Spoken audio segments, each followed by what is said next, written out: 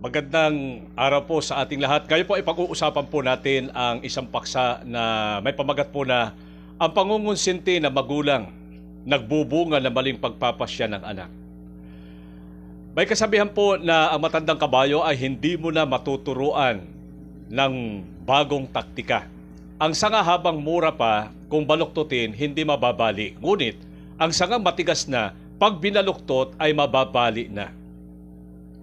May mga kabataang nagiging kasapi ng gang. May mga dalagang maagang nagbubuntis. May mga lalaking nalululong sa droga.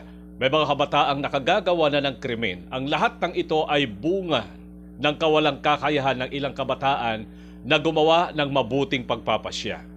Kaya mahalagang ang isang kabataan ay magabayan sa paggawa ng tamang pagpapasya upang hindi siya masanay na gumawa ng mga maling pasya at hindi matuto sa mga ito.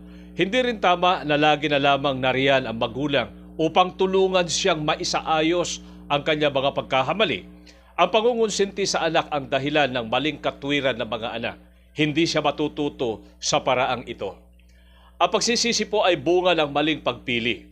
Ang pagkakaroon po ng kahayahan sa mabuting pagpapasya ay bunga ng karunungan at pagpapahalagang naitanim ng mga magulang sa kanilang mga anak mula nung sila ay bata pa lamang. Ito ay bunga ng pagtitiwala at pagbibigay sa mga anak ng kalayaan na gumawa ng pagpapasya na ginagabayan na maingat na paghuhusga.